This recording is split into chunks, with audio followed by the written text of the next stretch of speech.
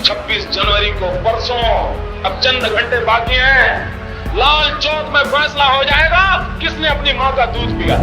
कब हुई थी प्राइम मिनिस्टर नरेंद्र मोदी और गृह मंत्री अमित शाह की मुलाकात? कैसे अहमदाबाद की सड़कों पर स्कूटर पर घूमने वाले मोदी शाह की जोड़ी पहुंची केंद्र तक? और कब देखा था पीएम मोदी ने जम्मू कश्मीर से आर्टिकल 370 हटाने का महत्वाकांक्षी सपना? दोस्तों, रेलवे स्टेशन पर चाय बेचने से लेकर भारत के प्रधानमंत्री बनने तक नरेंद्र मोदी जी का सफर काफी रोमांचक और मुश्किलों से भरा रहा है। हालांकि उनकी जीवनी तो हम सभी जानते हैं, लेकिन आज हम आपको पीएम मोदी के जीवन से जुड़ी कुछ ऐसी अनसुनी कहानियां बताएंगे जो शायद आप नहीं जानते होंगे। लेकिन उसके पहले नए दर्शक जल्दी से चैनल को सब्सक्राइब कर दीजिए। तो चलिए शुरू करते हैं पीएम मोदी की अनसुनी बातें वीडियो का पार्ट 2। मोदी जी के बारे में लिखने वाले पत्रकार बताते हैं कि 80 के दशक में कुछ साल मोदी जी पांडरवाड़ा में रहते थे। पांडरवाड़ा से अहमदाबाद करीब 150 किलोमीटर दूर है और उस वक्त ज्यादा बस सेवा भी उपलब्ध नहीं थी। ऐसे में मोदी जी रोज सुबह साफ सुथरे कपड़े पहनकर एक झोला उठाकर पांडरवाड़ा से अहमदाबाद की बस में बैठ जाते थे और अहमदाबाद आकर वो उसी बस की कुर्सी पर अपना झोला रख देते थे। फिर अपने अंकल की चाय की दुकान पर जाकर बैठते थे। अब शाम के वक्त जब वो वापस पांडरवाड़ा जाने के लिए स्टेशन जाते थे और अपनी सीट पर फिर बैठ जाते थे। लेकिन उनके दोस्त बताते हैं कि मोदी जी को सिर्फ गुस्सा एक ही बार आता था और वो तब था जब उनका कोई झोला उठाकर कहीं और रख दे और खुद उनकी सीट पर बैठ जाए। उनका कहना था कि जब एक बार मोदी जी कुर्सी पर बैठ जाएं तो कोई कुर्सी नहीं छोड़ते, जिसका लाइव एग्जाम्पल हम देख रहे हैं। अब राजनीति में प्रधानमंत्री नरेंद्र मोदी और केंद्रीय गृह मंत्री अमित शाह की जोड़ी को जय वीरू की जोड़ी माना जाता है। इन दोनों ने मिलकर आज भारत की राजनीति में एक नया चैप्टर डाल दिया है। लेकिन क्या आप जानते हैं कि नरेंद्र मोदी और अमित शाह की मुलाकात कब हुई थी? तो साल 1982 में नरेंद्र मोदी अहमदाबाद में राष्ट्रीय स्वयंसेवक संघ के प्रचारक के रूप में काम किया करते थे। उसी वक्त 17 वर्षीय नौजवान अमित शाह ने भी आरएसएस की कई छात्र इकाई अखिल भारतीय विद्यार्थी परिषद को ज्वाइन किया। तभी संघ के ऑफिस में इन दोनों की औपचारिक मुलाकात हुई थी, जिसके बाद आरएसएस की शाखाओं से जुड़े कई कार्यक्रमों में इन दोनों की मुलाकात होने लगी। और यहाँ मजेदार बात यह थी कि नरेंद्र मोदी और अमित शाह दोनों की विचारधारा में काफी समानता थी और मोदी जी अमित शाह की सोच से काफी प्रभावित थे। इसी तरह जान पहचान धीरे धीरे गहरी दोस्ती में बदलने लगी और 1986 आते आते ये दोनों सच्चे दोस्त बन गए। इसी साल नरेंद्र मोदी ने भाजपा पार्टी से जुड़कर राजनीति में भी कदम रखा और भाजपा ने उन्हें गुजरात बीजेपी में संगठन महामंत्री के पद पर तैनात किया। उस वक्त नरेंद्र मोदी को एक राइट हैंड की जरूरत थी जो गुजरात में भाजपा पार्टी को ताकतवर बनाने की रणनीति बनाने में उनकी सहायता करे और उन्होंने अमित शाह को ये जिम्मेदारी सौंप दी। अगले साल 1987 में अहमदाबाद में म्युनिसिपल इलेक्शन होता है। उस वक्त मोदी जी ने भारतीय जनता पार्टी के लिए खुद को इतना समर्पित कर दिया था कि वो इलेक्शन से पहले अहमदाबाद की हर गली नुक्कड़ का चक्कर काटते थे और देखते थे कि भाजपा उम्मीदवारों के पोस्टर वगैरह सही से लगे हुए हैं ना। इस दौरे पर नरेंद्र मोदी के पास कोई गाड़ी नहीं थी, वो एक स्कूटर पर जाते थे। जी हाँ, वो एक स्कूटर के पीछे बैठते थे और वो स्कूटर चलाते थे उनके जिगरी दोस्त अमित शाह। इसी तरह ये दोनों काफी लंबे समय तक अहमदाबाद की गलियों में स्कूटर पर घुमा करते थे, जो आज पीएम मोदी दुनिया के सबसे पावरफुल लीडर्स में से एक हैं। लेकिन इतनी ऊंचाइयों तक पहुंचने के लिए उन्होंने शुरुआत कहां से की, वो देखना भी काफी अहम है। इससे हमें उनकी विनम्रता और असली कारण का पता चलता है और वो पूरे भारतवासियों पर ऐसा जादू किया है कि आज आधे से ज्यादा देशवासियों के दिल में वो बैठ गए हैं। साथियों, अब जरा थोड़ा गौर से सुनिएगा। 90 के दशक में नरेंद्र मोदी और अमित शाह की जोड़ी का ही करिश्मा था कि उनके नेतृत्व में 1995 में हुए गुजरात के विधानसभा चुनाव में भाजपा को पहली बार जीत मिली। हालांकि तब भाजपा ने पार्टी के वरिष्ठ नेता केशुभाई पटेल को गुजरात का मुख्यमंत्री बनाया था। भारत के वरिष्ठ पत्रकार राजदीप सरदेसाई उस वक्त का एक इंसिडेंट बताते हैं। वो कहते हैं कि खानपुर अहमदाबाद में बीजेपी का छोटा सा ऑफिस था और मोदी जी बाहर बैठकर खाखरा खा रहे थे।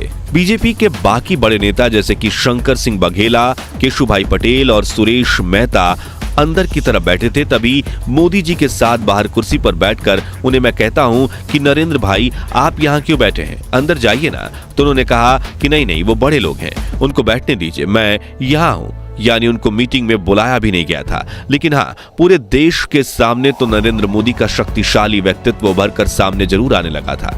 हालांकि ये सिर्फ गुजरात के चुनाव की जीत का कारण नहीं था, बल्कि उससे 2 साल पहले नरेंद्र मोदी जी के नेतृत्व में ही देश में बहुत बड़ा आंदोलन हुआ था। जी हाँ, हम बात कर रहे हैं राम मंदिर आंदोलन की। सन 1990 में लाल कृष्ण आडवाणी भाजपा के अध्यक्ष हुआ करते थे और अयोध्या की विवादित भूमि पर एक बार फिर राम मंदिर बनाया जाए, जिससे मुगलों ने तोड़कर बाबरी मस्जिद बनाई थी। इस उद्देश्य से उन्होंने 12 सितंबर 1990 के दिन यह ऐलान किया था कि मैं रथ यात्रा के जरिए 30 अक्टूबर के दिन अयोध्या पहुंचूंगा, और उसी दिन उन्होंने अयोध्या में कार सेवा का ऐलान किया। फिर 25 सितंबर 1990 से सोमनाथ से अयोध्या की राम यात्रा शुरू हुई। उस दौरान नरेंद्र मोदी ही लाल कृष्ण आडवाणी के राइट हैंड बने थे। पूरे रथ यात्रा आंदोलन की कमान उन्होंने ही संभाली थी और 63 वर्षीय आडवाणी जी को कोई परेशानी ना हो, उसका ध्यान रखते हुए वो खुद भी उनके साथ सोमनाथ से अयोध्या के सफर पर निकले थे। करीब 1 महीने बाद रथ यात्रा बिहार पहुंची, जहां 23 अक्टूबर की रात लाल कृष्ण आडवाणी समस्तीपुर के सर्किट हाउस में रुके थे। तभी बिहार के लालू प्रसाद यादव की सरकार ने यह तय किया कि वो आडवाणी जी को अयोध्या नहीं पहुंचने देंगे, और रात के करीब 1:30 बजे आडवाणी जी को गिरफ्तार करने के लिए बिहार पुलिस सर्किट हाउस पहुंची। और उस वक्त की फुटेज में आप देख सकते हैं कि मोदी जी लाल कृष्ण आडवाणी के बिल्कुल बगल में उनकी ढाल बनकर खड़े हैं। दोस्तों, आप सभी जानते होंगे कि पीएम मोदी के नेतृत्व में ही 5 अगस्त 2019 को ऐतिहासिक फैसला आया था, जब जम्मू कश्मीर से आर्टिकल 370 हटाया गया था। लेकिन क्या आप जानते हैं कि यह नियम क्या था और क्यों जम्मू कश्मीर की जनता इससे परेशान हो चुकी थी? आइए जानते हैं। दरअसल 17 अक्टूबर 1949 के दिन भारत के संविधान में आर्टिकल 370 को शामिल किया गया था, जो जम्मू कश्मीर को भारत के संविधान से अलग रखता था। इसके तहत राज्य सरकार को अधिकार था कि वो अपना संविधान स्वयं तैयार करे। अगर संसद को राज्य में कोई कानून बनाना हो तो इसके लिए यहाँ की सरकार की मंजूरी लेनी होती थी। वहीं पहले जम्मू कश्मीर का राष्ट्रीय ध्वज भी अलग था, और तो और यहाँ के लोगों के राष्ट्रीय ध्वज का सम्मान करना भी अनिवार्य नहीं था।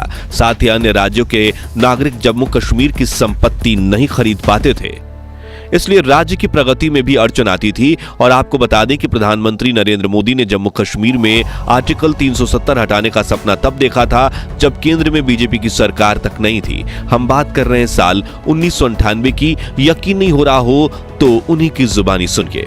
हिंदुस्तान की जनता ने हमको जितनी मात्रा में वोट दिए, उतनी मात्रा में ही हम गुड डिलीवर कर सकते हैं। अगर हमको 2/3 बहुमत दिया होता तो हम धारा 370 को भी निकालने का निर्णय कर सकते थे।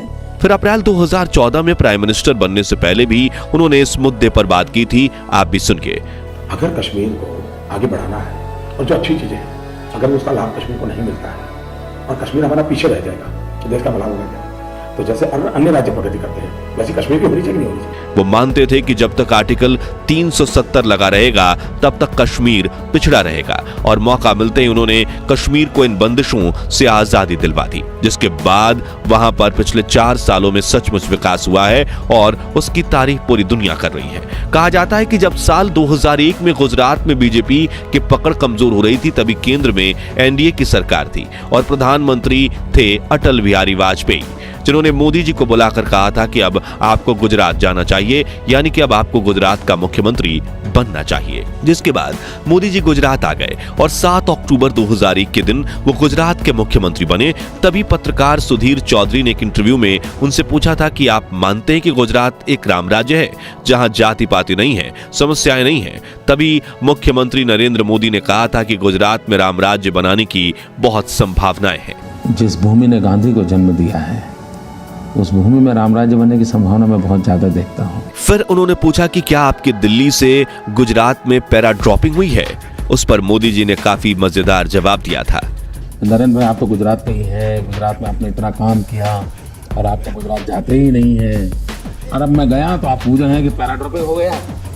मुझे बड़ा आश्चर्य हो रहा है भैया, कि जो जिस धरती में पैदा हुआ उसका पैरा ड्रॉपिंग कह रहे हैं। जी हाँ, उन्होंने कहा था कि मैं गुजरात की धरती पर ही पैदा हुआ, तो पैरा ड्रॉपिंग कहां से हुई भाई।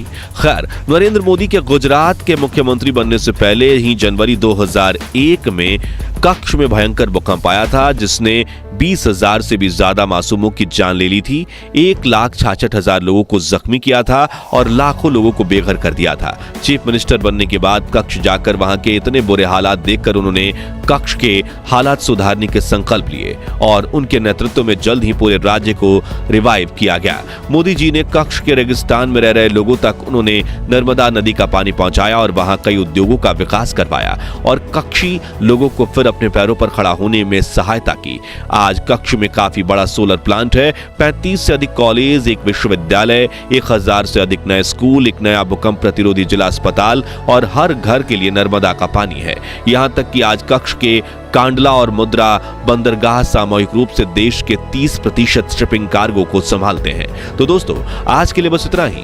अगर आप पीएम नरेंद्र मोदी से जुड़ी ऐसी ही अनसुनी बातों को पार्ट 3 में देखना चाहते हैं तो कमेंट बॉक्स में नेक्स्ट पार्ट जरूर लिखिएगा। पार्ट 1 आप वीडियो के एंड स्क्रीन से देख सकते हैं। ये वीडियो अच्छा लगा हो तो इसे लाइक और शेयर कर दीजिएगा। साथ ही हमारे चैनल को सब्सक्राइब जरूर कीजिए। धन्यवाद।